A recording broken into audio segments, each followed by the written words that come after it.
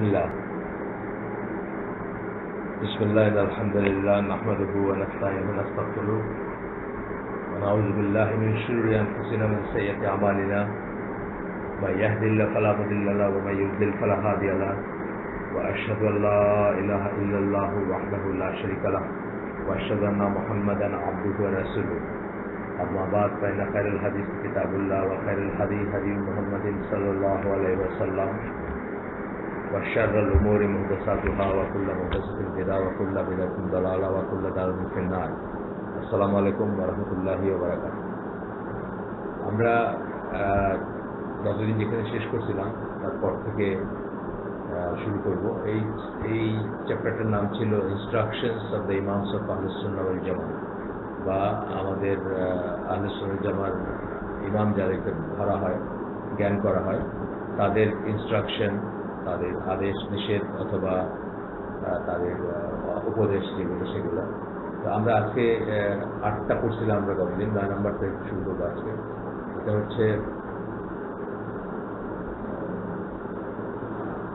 এটা হচ্ছে আপনার ওমর বিন আব্দুল আজিজ খলিফা যিনি ছিলেন যাকে অনেকে 4 জন খলিফার পরে 5ম খলিফা বলে মনে করেন বা যাকে খুব প্রেস করেন ইসলামিস্টরা বা ইসলামিক ইতিহাসে তার একটি সেইং উনি বলতেছেন stay within the limit of the people because they stayed within the limits on the basis of knowledge and because of their deep insight they did not transgress the limits even though they had the means to go as far as they wanted. People বলতে উনি তো একেবারে প্রথম যুগের মানুষ সালাফদের একজন উনি বলতেছেন পিপুল বলতে উনি বোঝাচ্ছেন যে তারও পূর্বপুরুষ যারা অর্থাৎ সাহাবী বা তাবে তারা তাদের কথা বলছেন তারও সিনিয়র যারা আর কি তো বলতেছেন যে সীমা লঙ্ঘন করো না কারণ তারা সীমা লঙ্ঘন করেন নাই যদিও তারা চাইলে করতে পারতেন এবং অনেক দূর যেতে পারতেন if there was any virtue in going beyond limits they could have done that if they had wanted to যদি সীমা লঙ্ঘনের ভিতরে বা বেশি বেশি কিছু করার ভিতরে কোনো থাকতো কোনো ভালো কিছু থাকতো তাহলে তারা সেটা করতেন if we say that innovations were introduced after they died they were only introduced by people who went against their guidance আমাদের পূর্বপুরুষ বা সালাফ যারা তারা মারা যাওয়ার পরে বিদআত বা নতুন নতুন জিনিস ইন্ট্রোডিউস করা হয়েছে এতে যদি বলো তোমরা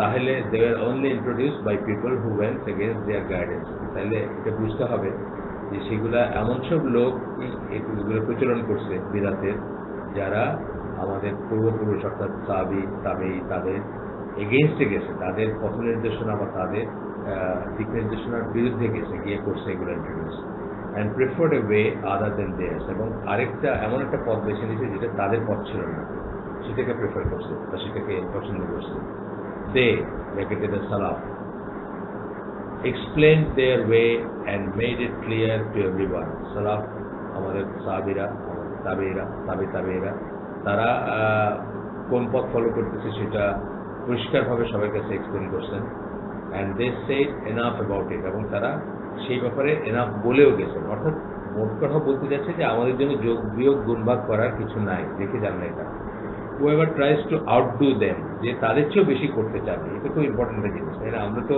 একজন সাহাবীর চেয়ে মানে বিশেষ করে মেনশন সাহাবী যারা রাসূলের কাছে তাদের চেয়ে তো আমরা কখনো তাদের জেনারেশন হিসেবে তো পারবোই না রাসূলুল্লাহ সব বলেই গেছেন যে বেস্ট ইজ মাই জেনারেশন আর পার্সোনালিও খুব রেয়ার কেসে হয়তো হবে সেটা যে শেষের দিকে হবে সময় আল্লাহ রাসূলের কথা আছে যে হয়তো শেষের দিকে তারা বেশি রিওয়ার্ড পাবেন কিছু মানুষ থাকবে কিন্তু ইন জেনারেল কথাটা এরকমই whoever tries to outdo them is going to extremes যে তাদের চেয়ে বেশি যে করতে যাবে সে আসলে চরমপন্থার দিকে চলে যাচ্ছে বা মানে একটা এক্সট্রিম পজিশনে চলে যাচ্ছে প্রান্তিক অবস্থায় চলে যাচ্ছে and whoever falls short in that is lacking হ্যাঁ, কি বললেন, তাদের চেয়ে বেশি করতে চাইলে এক্সট্রিমে চলে গেল, আর তাদের চেয়ে কম যদি কেউ করে তাহলে সে ভিতর ত্রুটি থেকে গেল, কমতি থেকে গেল, ল্যাকিং থেকে গেল।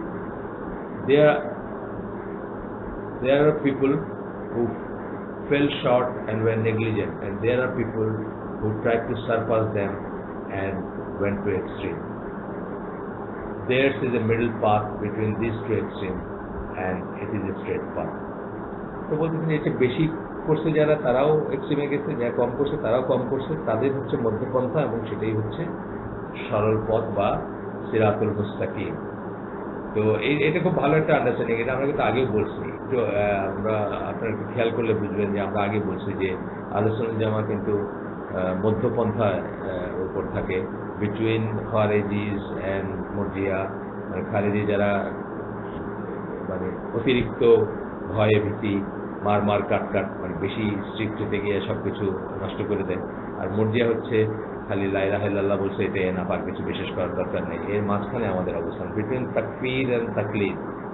তাকফির কথায় কথায় কাউকে কাফের জ্ঞান করা, তাকলিদ মানুষের অন্ধ অনুসরণ করা, আমরা যেটা মাঝখানে অবস্থান আমাদের।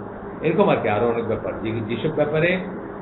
যেসব ব্যাপারে চুজ করার স্কোপ আছে যে আমরা কোথায় থাকবো, সেখানে ব্যাপারে সবসময় আলোচনা যেমন মধ্যপন্থারই। সারা রাত জেগে তাহাজ্জুদ পড়বে না, আবার সারা রাত ঘুমায় কাটাবে না, এটা রাসূল থেকে আসে কথাগুলো। তারপরে সারা বছর নফল রোজা রাখবে না, আবার একদিন কোনোদিন রাখবে না, তাও হবে না।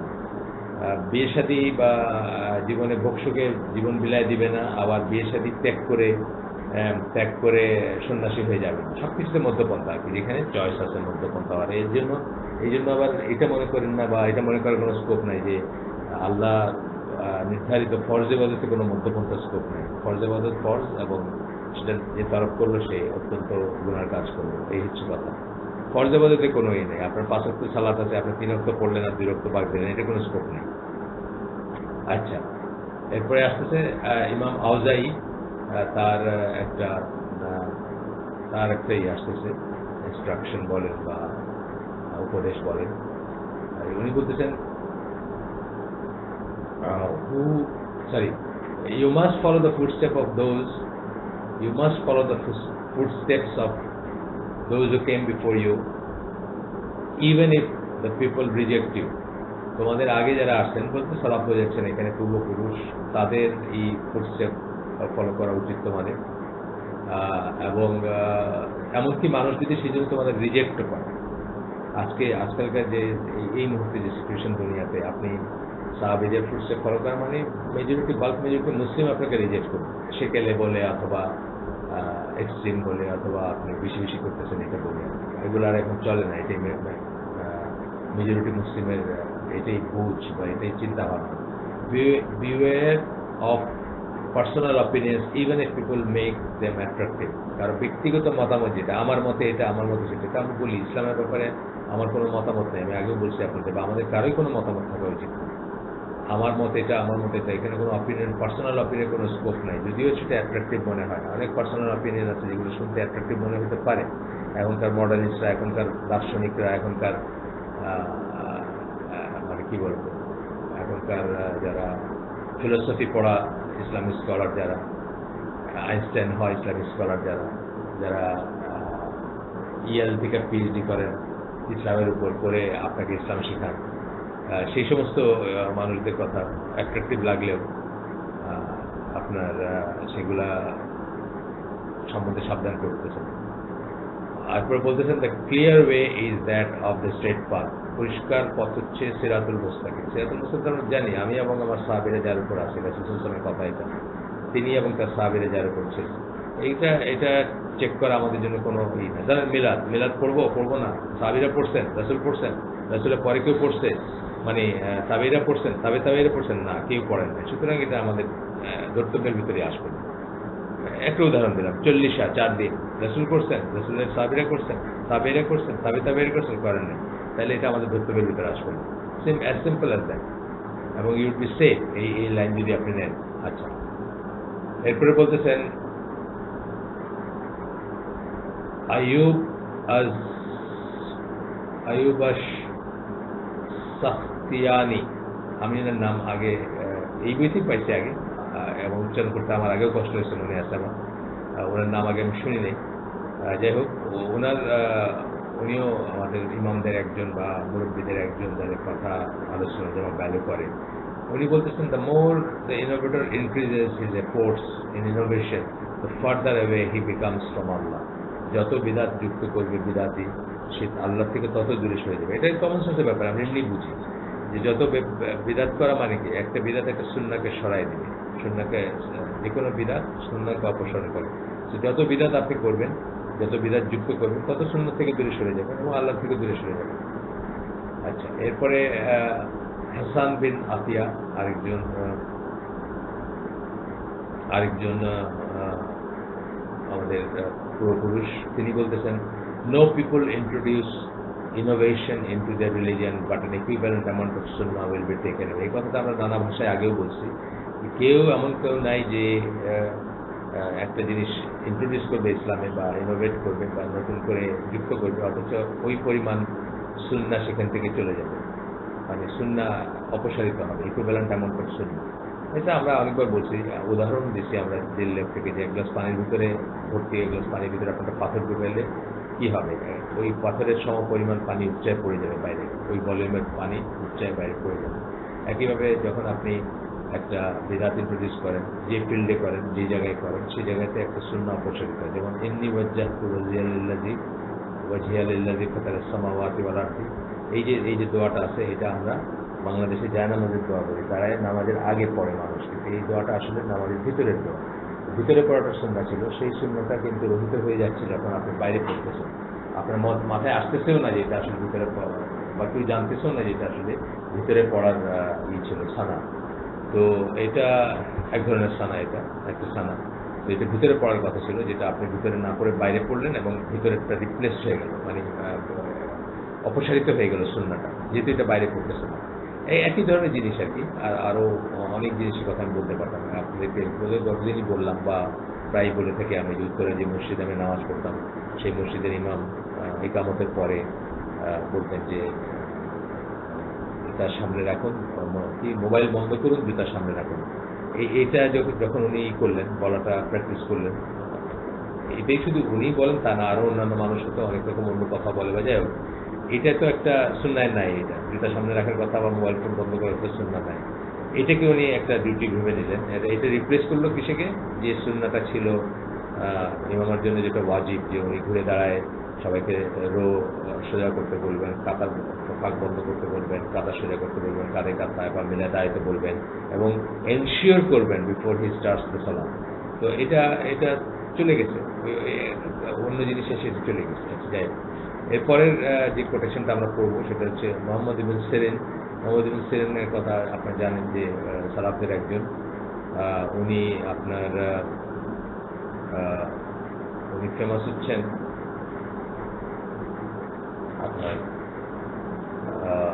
স্বপ্নের ইসের জন্য, ইন্টারপ্রিটেশনের জন্য ওনাকে একজন অথরিটি মনে করা হয়। তো উনি বলেন যে দে ইউজ টু সে, উনি তার আগেরদের কথা বলতেছেন, সাহাবীদের কথা বলতেছেন, বা তার আগে যারা এসে গেছেন তাদের কথা বলতেছেন। They use to say, as long as he is following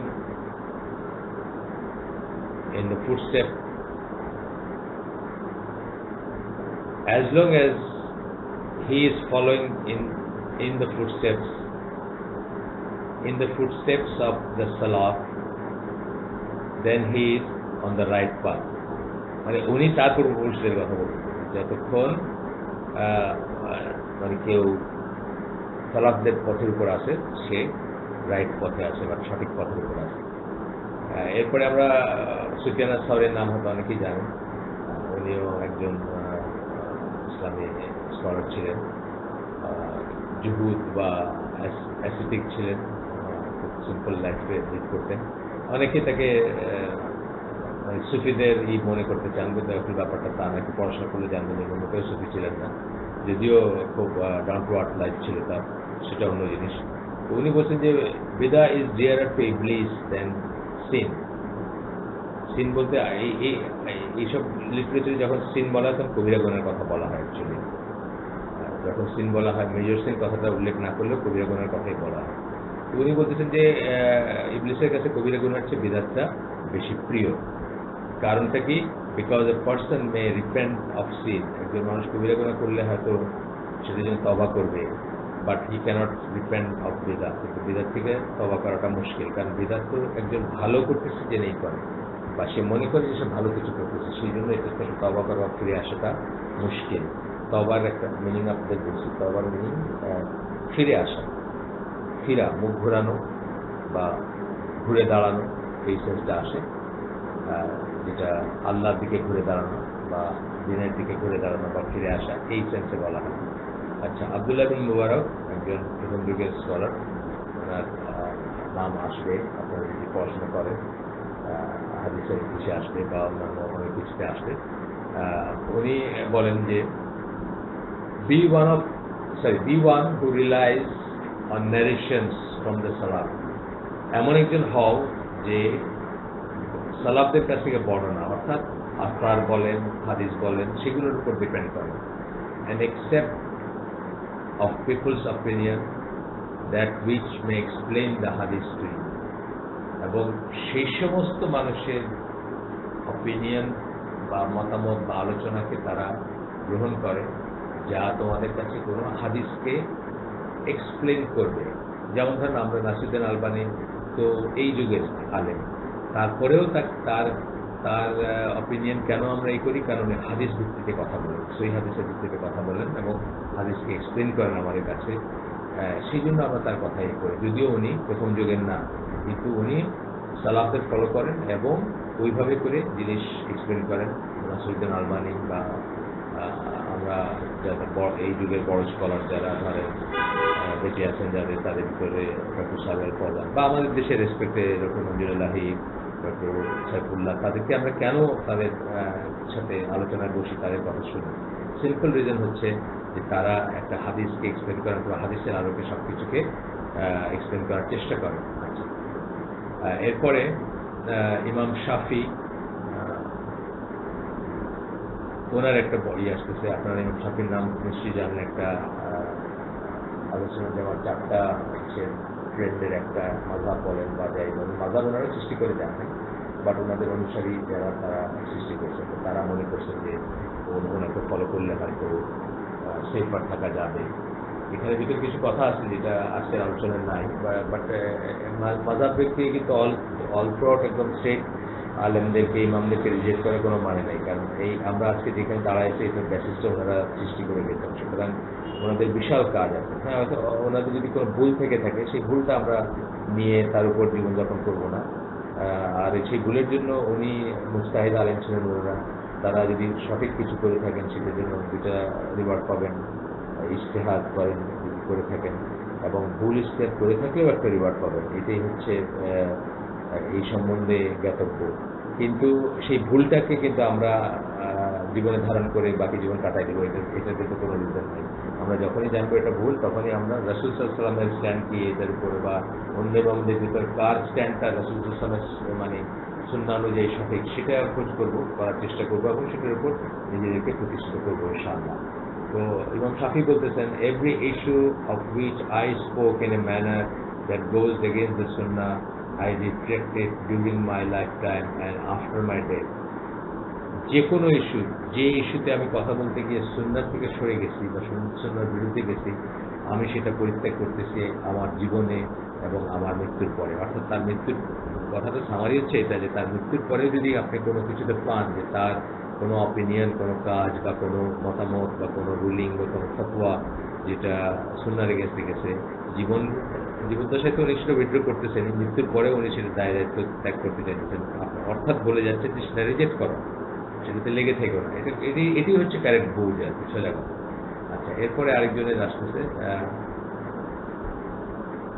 it is narrated that R Rabi ibn Sulaiman shed, আরেকজন উনি ইমাম শাফির কথা বলতেছেন, রাবি ইবন সুলাইমান, উনি বলতেছেন, one day Ash Shafi narrated a hadith and a man said to him, do you accept that, O Abu Abdullah? He said, if I narrate a say hadith from the messenger of Allah and I do not accept it, then bear witness that I have lost my mind. মানে কোন একটা হাদিস বলছে, তো আরেকজন একটু দাঁড়ায় বলতেছে যে আপনি কি এটা গ্রহণযোগ্য মনে করেন? অনেক সময় দেখবেন যে আমাদের যারা এই জেনারেশনের বা এখনকার মানুষ অনেক হাদিস তার মাথায় কুলায় না দেখবেন, বাংলাদেশেই আছে এরকমই গ্রুপ, কোরআনিয়ন বা সেমি কোরআনিয়ন, কোরআন অনলি, যাই হোক, তার মাথায় কুলায় না, বিবেক বুদ্ধিতে কুলায় না, বা তার আকলে কুলায় না, দেখে সে সেটা নিতে চায় না। এরকমই কোনো লোক সেখানে ছোট ইমাম শাফিকে বলতে যে আপনি কি এটা অ্যাকসেপ্ট করেন? He said, if I narrate a sahih hadith from the messenger of Allah sallallahu alaihi wasallam, আমি যদি একটা সহিহ হাদিস রাসূলের কাছ থেকে বলি আর আমি যদি সেটা অ্যাকসেপ্ট না করি, then bear witness that I have lost my mind, তাহলে সাক্ষী থাকো যে আমি আমার মাথা খারাপ হয়ে গেছে, বা আমি আমার ইসের বাইরে চলে গেছি, বিবেক বুদ্ধির বাইরে চলে গেছি, আমার সমস্যা আছে। আচ্ছা, দেখেন তাদের স্ট্যান্ডগুলো কি ছিল, তারা মানে নিজের ইগো। ইমাম সাহেবের তো একটা খুব ফেমাস নারেশন আছে যে উনি বলতেন, ওনার একটা কথা আছে যে ওনার যেন কারোর সাথে কোনো কিছু নিয়ে তর্ক হইতো বা কোনো একটা কিছু নিয়ে হচ্ছে, কি বলে, যুক্তিতর্ক হচ্ছে, যুক্তি উপস্থাপন করতেছেন, তখন উনি আল্লাহর কাছে দোয়া করতেন যে আল্লাহ সত্যি কথাটা ওর মুখ দিয়ে বাইরে হোক, মানে অপরের মুখ দিয়ে, যেন সে সেটা অ্যাকসেপ্ট করতে পারে, আমার মুখ দিয়ে বাইরে হলে সে অ্যাকসেপ্ট নাও করতে পারে, তার কাছে তার ইগোতে লাগতে পারে। মানে এইভাবে ওনারা চিন্তা করতেন, নিজের কোনো স্ট্যান্ড বা ইগো এটা কোনো ইম্পর্টেন্স ছিল না ওনার কাছে। যখন সত্যি কথাটা আসতেছে বা আল্লাহ রসুলের কথা বা আল্লাহর কথা আসতেছে সেই ক্ষেত্রে। আচ্ছা, এরপরে আমরা আরেকটা পয়েন্টে যাই, এটা হচ্ছে আপনার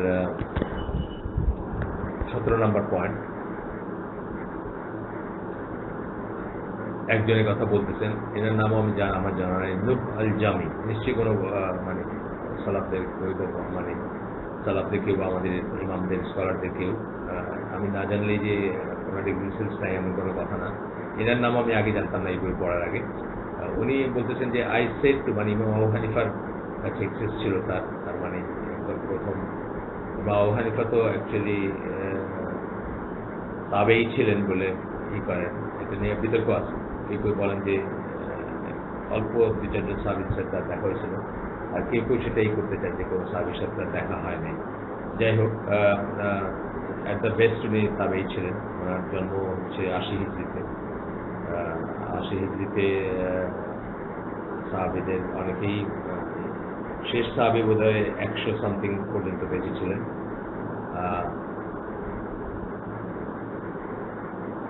100 সামথিং বা অ্যারাউন্ড দ্যাট টাইম বেঁচে ছিলেন হিজরি পর্যন্ত।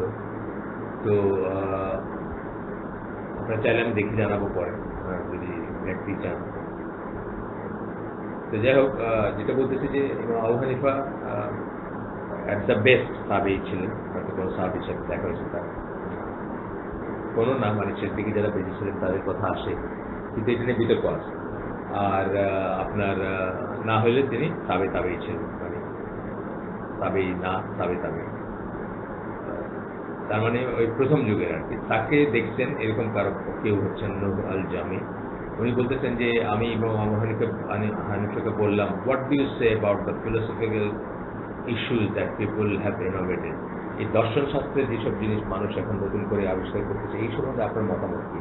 দেখেন দর্শন তখনই শুরু হয়ে গেছে, দর্শনের মতো ভয়ঙ্কর জিনিস তখন শুরু হয়ে গেছে। ইসলামের 12টা বাজানোর যে কটা জিনিস ইসলামকে ধ্বংস করছে, ইন এ সেন্স যে আজকে আমরা যে অবস্থায় দাঁড়ায় আছি সেটার কথা বলতে, ইসলাম তার ধ্বংস হয়নি, মানে আমরা যে বিপদগামী হয়ে গেছি, আমাদের ভিতরে যে এত ফেরকা, এত চিন্তা, এত ভাবনা, এত এত সমস্যা, আমাদের কত কিছু নিয়ে আমাদের সমস্যা, মানে আমাদের সমস্যা কোনো অন্ত নাই।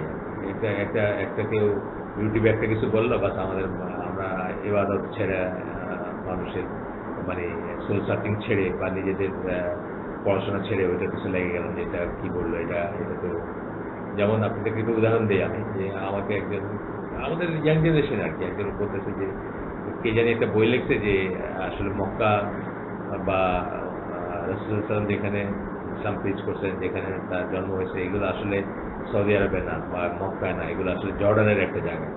এই যে জিনিসটা, মানে এটা নিয়ে মাথা খারাপ করে ফেলতেছে, মানে তার ঈমান আমানি চলে যাচ্ছে। অথচ আপনি মক্কা মদিনা যারা গেছেন, হজে গেছেন, উমরায় গেছেন, লিটারেলি আপনি জানেন যে এই জায়গাটায় বসছিলেন, এই জায়গাটায় পানি খাইছিলেন, ওই জায়গাটায় অমুকের বাড়ি ছিল, ওই জায়গায় আবু জাহলের বাড়ি ছিল, ওই জায়গায় রাসূলুল্লাহ সাল্লাল্লাহু আলাইহি ওয়াসাল্লাম মানে হিজরতের সময় রেস্ট নিয়েছিলেন। মানে আমি আশ্চর্য লাগে যে মানুষগুলা কিভাবে কাফেরদের ট্র্যাপে পা দেয় বা ওই সমস্ত দিকে তাদের চিন্তা যায় আর এই জন্য আলেমরা বলেন যে হিস্ট্রি বলেন যে কোনো নারেশন আপনি মুসলমানদের কাছ থেকে নেওয়ার চেষ্টা করবেন আগে। যদি কখনো অন্যটা কম্প্যারিজনের জন্য, তর্কের জন্য, রিফিট করার জন্য করতে হয় সেটা পরে, কিন্তু আপনি আপনার দিন প্রাথমিকভাবে মুসলমানদের থেকে নেবেন, বা মুসলিম যারা এই যে যারা কথা বলতেছি, বা যারা অত্যন্ত সিনসিয়ার ছিলেন, যারা নিজের জীবন দিয়েও একটা সত্যকে প্রতিষ্ঠা করে গেছেন বা সত্যের পক্ষে দাঁড়াইছে, তাদের কাছ থেকে আমরা নিব নাকি এই ধরনের কাফের যারা আল্লাহ বিশ্বাস করে না তাদের কাছ থেকে নিব? মানে একজন কাফের প্রথম হচ্ছে যে সে অবিশ্বাসী, সে পৃথিবীর সবচেয়ে বড় ক্রাইমটা করছে যে সে তার সৃষ্টিকর্তাকে অবিশ্বাস করে। সেকেন্ড হচ্ছে সে অকৃতজ্ঞ, সে আল্লাহ তাকে কত নিয়ামত দিচ্ছেন বা যেভাবে তাকে সৃষ্টি করছেন, সুবহান আল্লাহ, মানে আপনি যদি চিন্তা করেন যে সৃষ্টির ভিতরে আল্লাহ কি মায়া, মমতা, কত যত্ন, সেখানে সে সেই অকৃতজ্ঞ, একজন অবিশ্বাসীর কাছ থেকে আমি নিব নাকি একজন মানুষ যিনি বিশ্বাসী, কৃতজ্ঞ, যিনি সৎকর্মশীল, যিনি সত্যবাদী, তার কাছ থেকে আমরা নিব? আপনাদেরকে আজকে স্কোপ নাই, মুস্তাফা আল আজমের একটা কাজ আছে যেটাতে উনি বলছেন যে পৃথিবীর শ্রেষ্ঠ হিস্টোরিক্যাল মেথোডোলজি হচ্ছে হাদিস মেথোডোলজি, হাদিস কালেকশনের মেথোডোলজি। যেটা এর চেয়ে ভালো কোনো হিস্টোরিক্যাল মেথোডোলজি পৃথিবী এখন দেখাতে পারেনি, এখন করলে পারবেও না। বিকজ আপনি একটা উদাহরণ দিতেছি, আমি প্রায় বলি যে গাছ থেকে একটা আপেল পড়লো নিউটনের মাথায়, এবং তারপরে উনি গ্র্যাভিটেশন নিয়ে চিন্তা করতে শুরু করলেন, যার ফলশ্রুতিতে ওইটা ছিল 16 শতাব্দী বা 17 শতাব্দীর কথা। ওনার থেকে এই কথাটা আপনি ফিজিক্সের বইয়ে পড়লেন, রেজিকেন হেলডেতে পড়লেন যে এইখান থেকে গ্র্যাভিটেশনের চিন্তা আসে। রেজিকেন হেলডে কোথায় পাইছে এই কথাটা? বড় জোর হয়তো আপনি দেখলেন যেটা রেফারেন্স, তার আগে কোথায় আর নাই।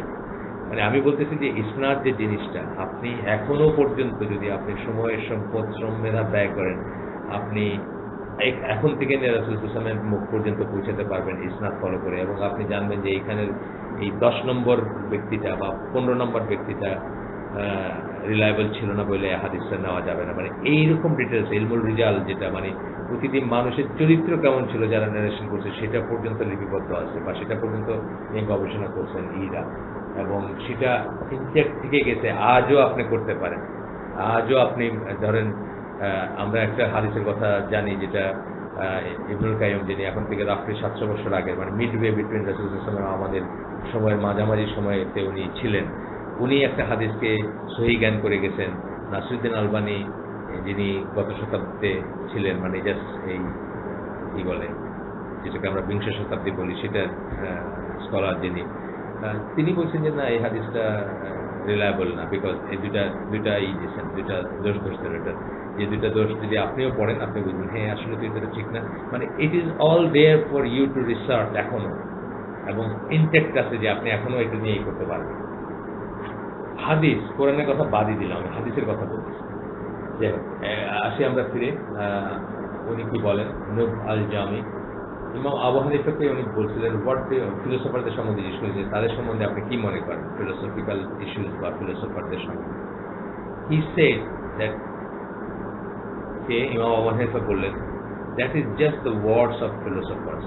ফিলোসফিক্যাল ইস্যুস হচ্ছে ফিলোসফারদের কথা, মানুষের কথা, কি আসে যায়। You should adhere to the way of the সালাফ, মানে উনি উনার সালাফ বলতেছেন, ওনার আগের যারা, অর্থাৎ সাহাবীদের কথা বলতেছেন, বা ওই সময়কার তার আগের যারা এসে গেছেন। You should adhere to the way of the Salaf and be aware of every newly invented thing. মানুষের কথা কিন্তু তোমার কি আসে যায়, মানুষের কি বললে কি আসে যায়, তার এক্সপ্রেশনটা এরকম আর কি। কিন্তু সালাফদের পথে থাকবা, এবং প্রত্যেকটা নতুন জিনিসের ব্যাপারে সাবধান থাকবা, for it is an innovation. কেননা সেটা হচ্ছে একটা ইনোভেশন, অর্থাৎ ফিলোসফিক্যাল জিনিস যেগুলো, এগুলো হচ্ছে ইনোভেশন, এগুলোর কোনো স্কোপ নাই আমাদের কাছে, কোনো ই নেই। আচ্ছা, আরেকটা পড়ে আজকের জন্য আমরা শেষ করে দিব ইনশাআল্লাহ। ইমাম মালিক বিন আনাস, তিনিও একটা মাযহাবের মানে ইমাম, উনি প্রবর্তন করছেন, এটা বলতে চাই না আমি, কারণ আমাদের 4 মাযহাবের 4 জন ইমাম, মাযহাব অনেক ছিল, শত মাযহাব ছিল, মাযহাব মানে ওয়ে, পথ, থিঙ্কিং, যাই হোক অনেক রকম আছে। এটা একদম রিলিজিয়নও হিসাবেও মাযহাব কথাটা ইউজ হয়।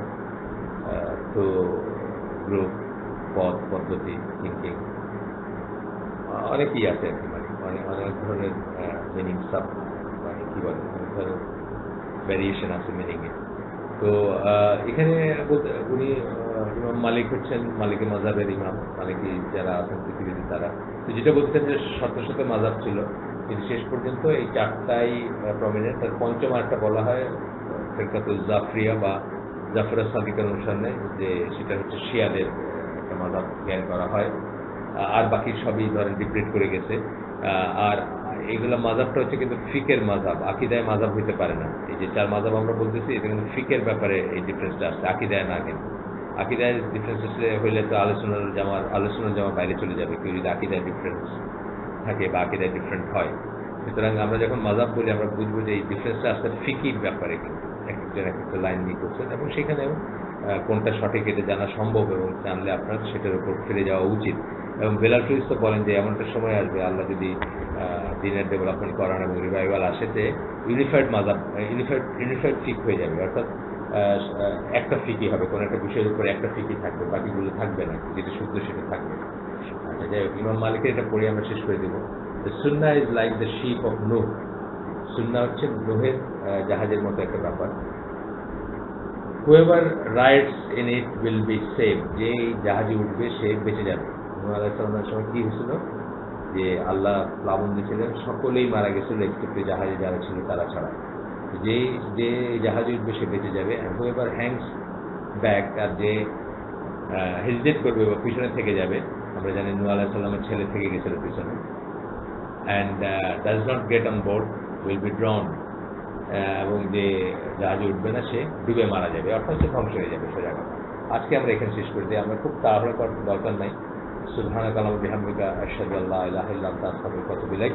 আমরা যে শুনলাম তার ভিতরে ভালো কিছু শুনে থেকে সমস্ত প্রশংসা আল্লাহ, এবং খারাপ কিছু শুনে থেকে সমস্ত ব্যর্থতা আমার। ভালো যে শুনলাম তার উপর আল্লাহ আমাদেরকে আমল করার তৌফিক দেন। আসসালামু আলাইকুম ওয়া রাহমাতুল্লাহি ওয়া বারাকাতুহু।